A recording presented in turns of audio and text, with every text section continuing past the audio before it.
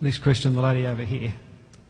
Hi, I just wanted to ask you if you can just talk briefly about how they say that a man can have 4 wives. Can you just, because it does sound very sexist, so I just was wondering if you can talk about that. It's a little bit off the subject. The lady would like to know, how can a man have 4 wives? I think it's a little bit off the subject. You'll answer? Okay. Well, the Sheikh will answer you, even though it is a little bit off the topic.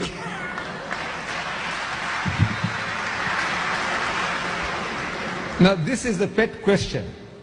You know, when the Arabs, when they go to America or to Britain, the Westerner says, you come from Saudi Arabia? I said, yes. So how many wives have you got?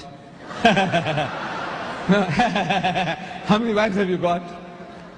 So my friend, Karim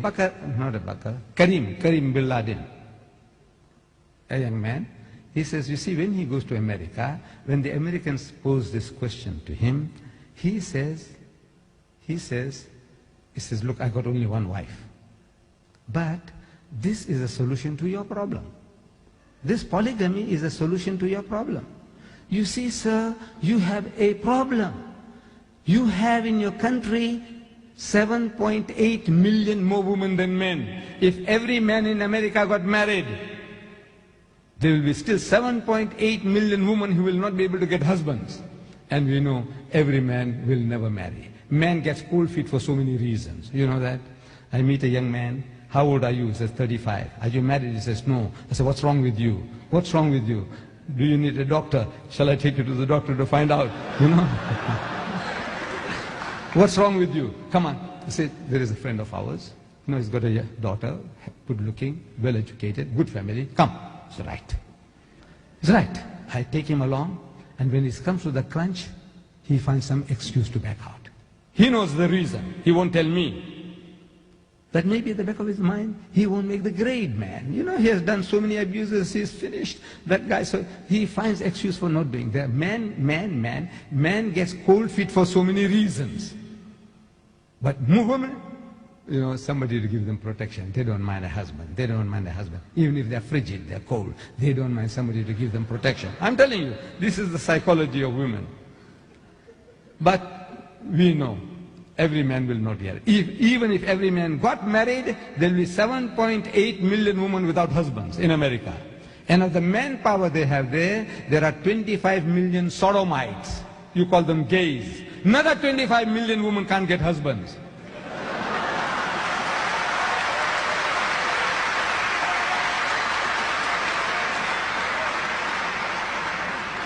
Then your prison population, 98% are males. Your prison population, 98% are males. I said, your problem is getting compounded. Islam offers you a solution. You laugh at us. I said, the laugh is on you. The laugh is on you. Islam says, marry women of your choice by 2s and 3s and 4s. But if you cannot do justice between them, marry only one. The only religious book on earth.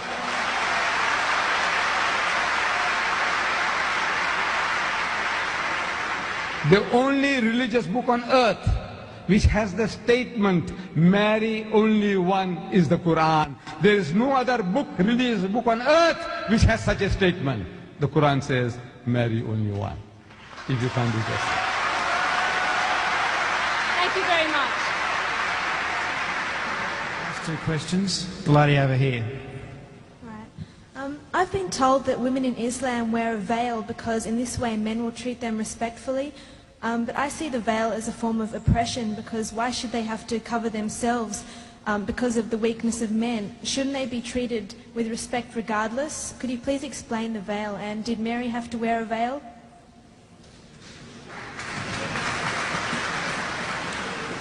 Madam,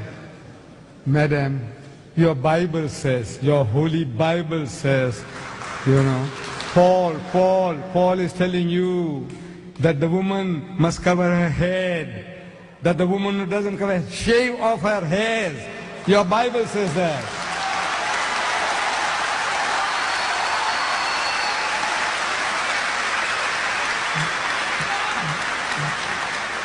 the woman who bears her hair, says shave them off. Shave it off. That's what the Bible says. And you woman, your Bible says she must not be allowed to open her mouth in the church. But that's your churches, they don't believe all that. And your people don't believe in that. So you are inviting trouble. You know, because of this, in America, in New York, no woman is safe after dark. No woman is safe. In France, during daytime, women have been raped in the street. And people just walk by, looking the fun. Say, oh, maybe they're enjoying themselves. Woman is being raped. No. I said, you are inviting it. Look, this modesty, the nuns, you know, the nuns, Roman Catholic Church. Nobody gives them a second look.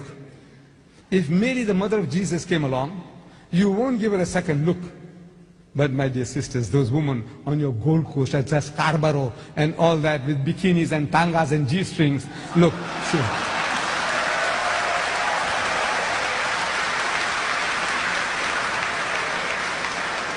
It's attracting, look, even an old man like me, I tell you, my brother. If I went there, I tell you, I'll be burning inside.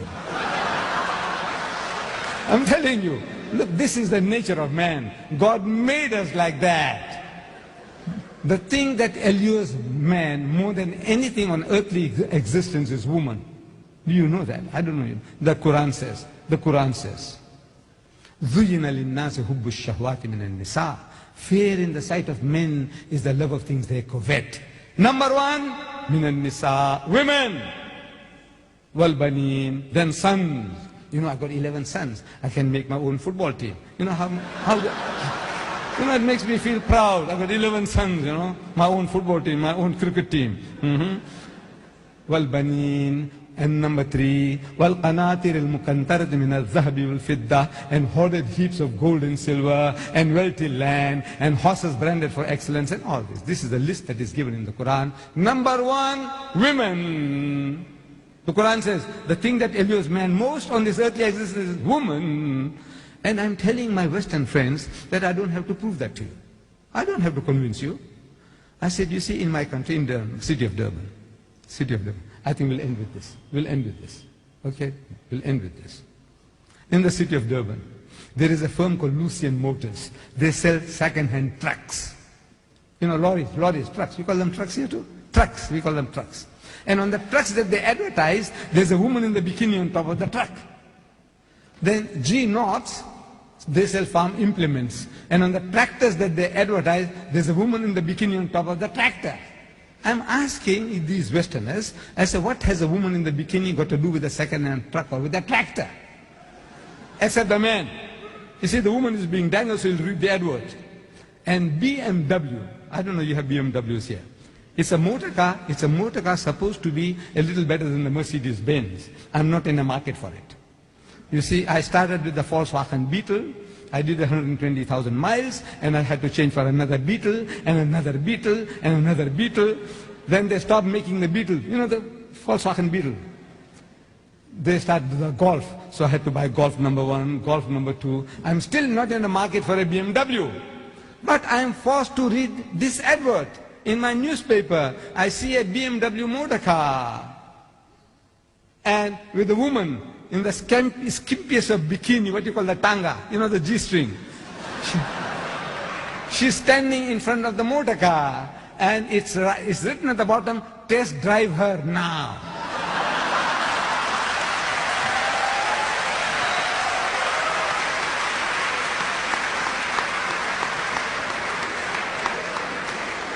I'm asking the woman of the car. The woman is buying the car.